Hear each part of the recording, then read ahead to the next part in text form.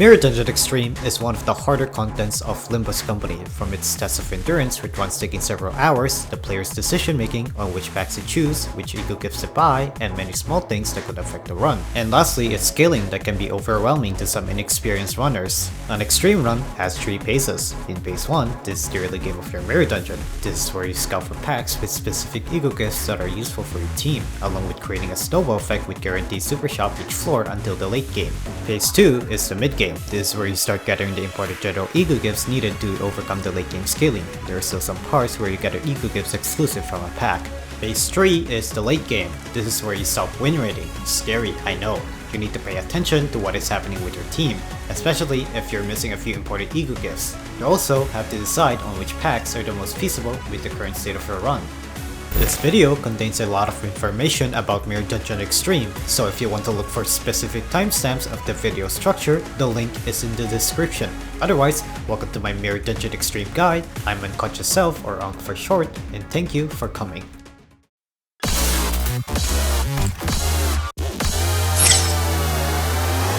Before beginning with the run itself, you first need to understand the buffs that help you prepare for Extreme, first being Grace of the Stars. They provide a lot of benefits from flat out increasing your cost gain, with a specific perk from accumulating Star Cloud allowing you to sell an E.G.O gift for double the price once per shop. Max Star Shower, making Starlight cards rent 150 cost. Having the ability to have more Deem Pack Refresh and selection is also very benefiting, and I'll explain why later. Gaining buffs that creates a difference. Getting 15 levels from this perk alone is very good, and this perk's speed increase makes speed control more bearable.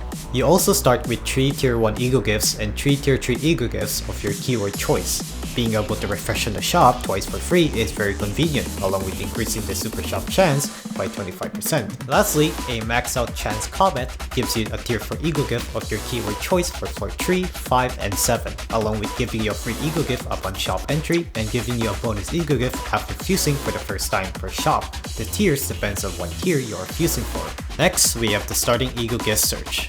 This allows you to start with an E.G.O gift you want to start with, as long as the E.G.O gift isn't above tier 4 and is not a fusion. If you want a recommendation from me, I personally go for Golden Urn, Prestige Card, and Sharp Thread and Needle. Golden Urn and Prestige Card allows you to buy every E.G.O gift in the shop per floor, and you'll understand why this is a big deal later on. Sharp Thread and Needle is one of the best E.G.O gifts, assuming you have an E.G.O that has a very high attack rate along with dealing a lot of damage.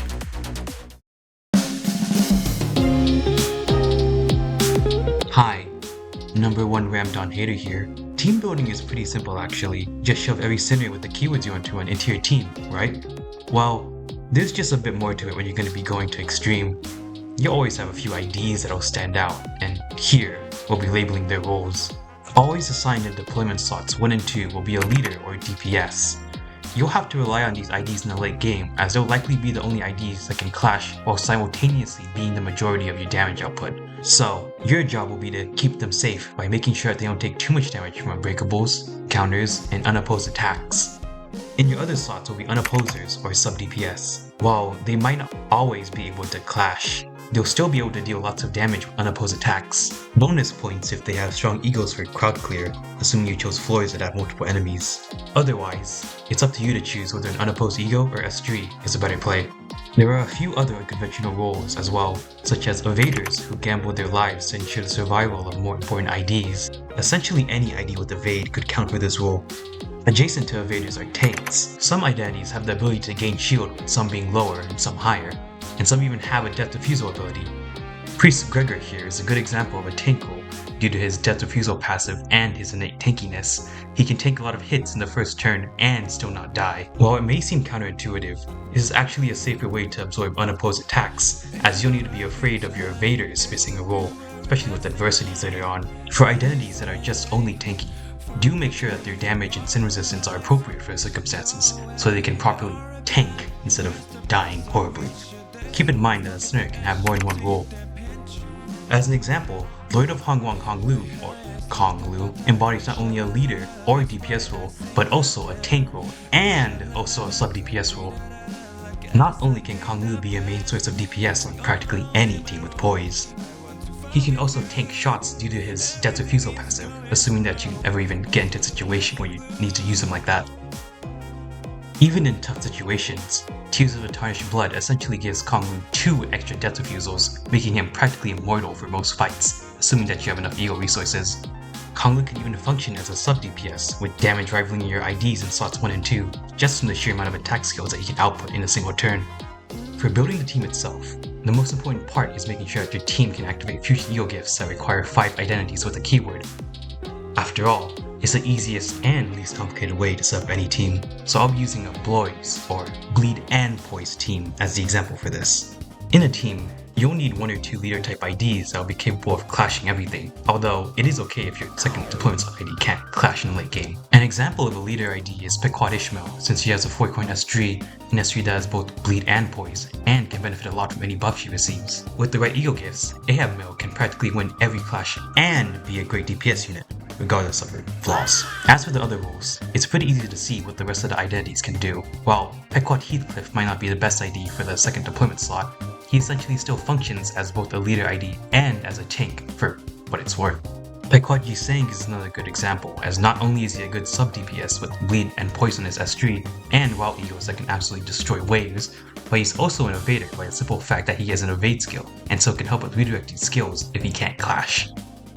Of course, the elephant-shaped Konglou is also there in the background, not like you need any refreshers on him of course. And so, this is what Unconscious's Bloise team looks like, with every sinner having an assigned role. In the worst case scenarios, when your team is missing an identity, or if you can't complete it, there's nothing wrong with shoving in a good ID unrelated to the keyword, or other IDs as weak shields to each shots for the rest of your main team.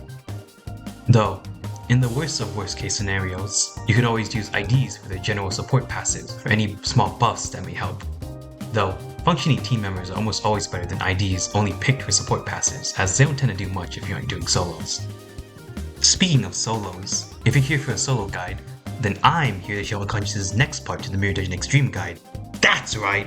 It's a 2-part guide! This first part will only be a guide on how to be extreme, while the second part will be a more in-depth look on how to solo and on covering every possible team in Extreme.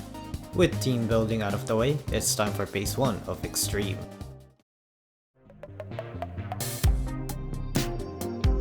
In phase 1, this is where you start scouting for specific E.G.O gifts. This is why the pack refresh perk comes in handy. Usually your floor 1 consists of going for packs with a floor reward having E.G.O gifts that helps with the economy or E.G.O resource generation. Because my example team starts with Golden Urn and Prestige card, economy is not mainly a concern, but if you want more money, then you could go for these E.G.O gifts.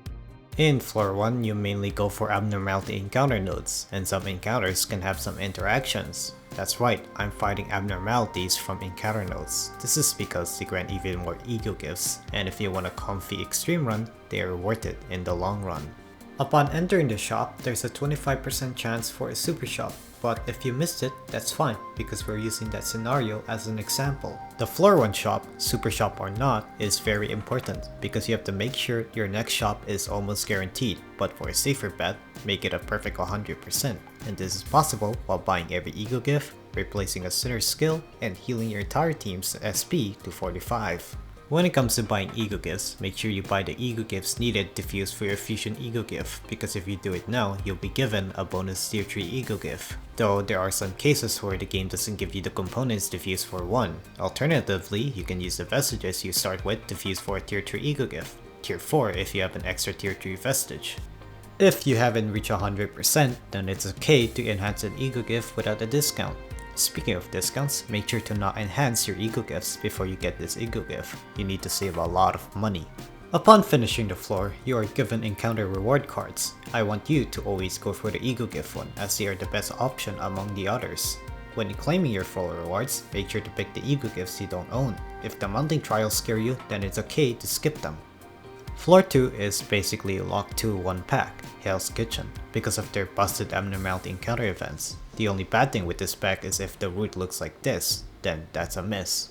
Upon entering the super shop, there's one thing I want you to do. Buy every E.G.O gift available in the shop. Make sure to go for E.G.O gifts that can create a fusion E.G.O gift. And another piece of advice, fuse one fusion gift every floor. You can fuse for tier 4s, sure, but this saves more E.G.O gifts. And the rest of the E.G.O gifts you need to buy are tier 1s.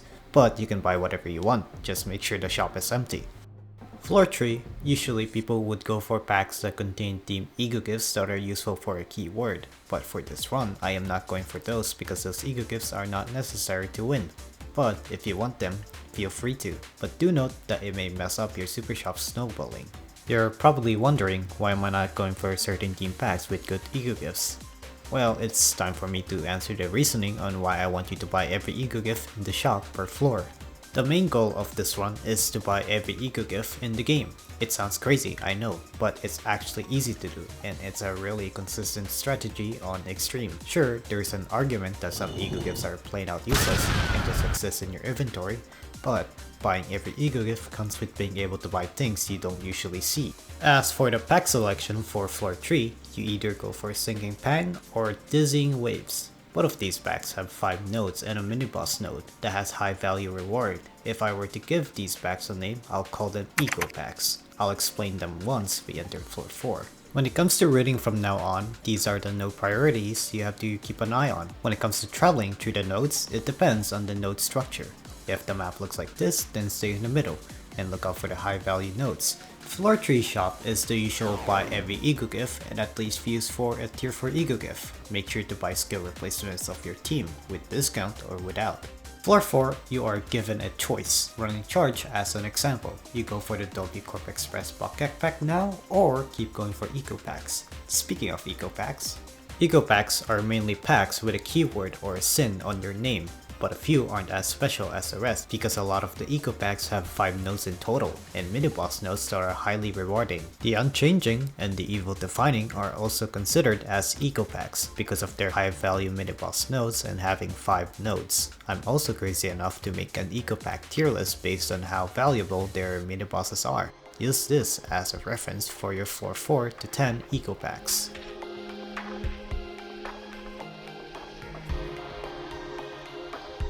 Before you select a pack, I want you to maximize your pack refresh. The reasoning behind this is because it gives you a greater chance of seeing a tier 4 E.G.O gift as a floor reward, ideally the keywordless ones. But of course, it's a matter of your choice to pick your packs for the floors no matter what they reward. Now that you have selected your pack, make sure you're on the correct route and have bought everything on the shop and picking unknown E.G.O gifts as floor rewards. We are now transitioning to phase 2 of Mirror Dungeon Extreme.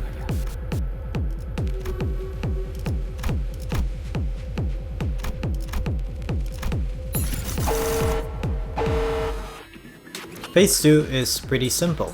Pick the aforementioned E.G.O packs, buy everything in the shop, fight mini-bosses, fight abnormalities in encounter nodes, and pick the fight floor rewards.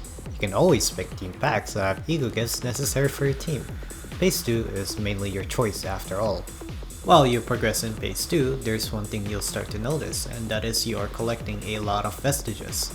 They have 2 uses, selling one for double the price, and fusing 2 of the same tier for a new E.G.O gift of the tier.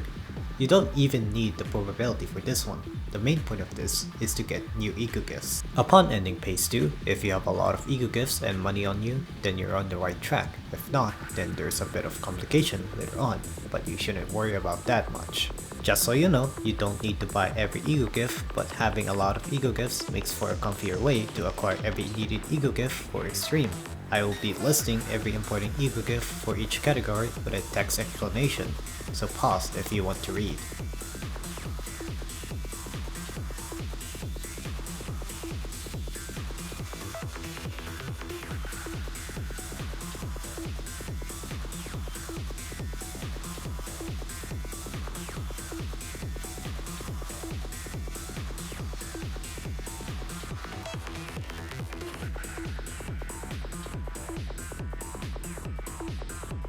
If you notice, some E.G.O gifts are highlighted as recommended to be enhanced. This is the part where you finally enhance your E.G.O gifts with a discount. Do it later, and phase 3 will say something with your money. Beating the floor 10 boss, this is where we transition to phase 3 of Mirror Dungeon Extreme.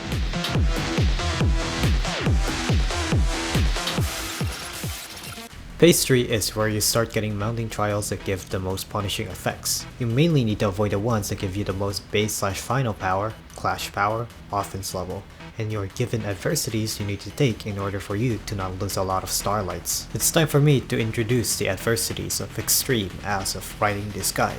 Adversities can go from enemy buffs, damaging your team's health and sanity points every turn, capping your team's sanity points, doubling then tripling later on the shop prices, and making your E.G.Os cost more resources. This is why in the early game, I suggested you to go for a floor 1 pack with E.G.O resource generation as a floor reward, because E.G.O resources can be tight in some runs, assuming you used them a lot in the previous phases. Extreme comes with its own set of packs, but some packs from phase 2 are still presented, like Line 3. This is why I recommend you to select certain packs because they can appear in phase 3. Line 3 is a pack I strongly recommend for floor 11 for its good utility tier 4 E.G.O gift that allows the Sinner to absorb a lot of hits in a single turn. Because the prices from now on are doubled, this is the reason why you need to enhance before leaving the floor 10 shop. If you have spare money for phase 3, then try to buy as many E.G.O gifts as you can. By now, you are expected to get a Lunar Memory, however, because we're at the early parts of phase 3, you don't need it urgently, though I'm giving you a choice. You either use your junk E.G.O gifts to finally fuse for your Lunar Memory, or wait for it to eventually show up in the shop as you buy more E.G.O gifts. The choice is up to you, though this run is waiting for the Lunar Memory to show up in the shop. If your Sinners can still clash at floor 11, then you're in a good pace. In floor 12, you're allowed to choose any pack you want, just make sure it isn't line 5 with Roses as the boss. Floor 13 is where the scaling starts kicking in. The shop prices are now tripled, so hopefully you have almost everything bought out. From now on, every pack you pick reflects the state of your run. Here, I'll be showing every extreme packs and their difficulties.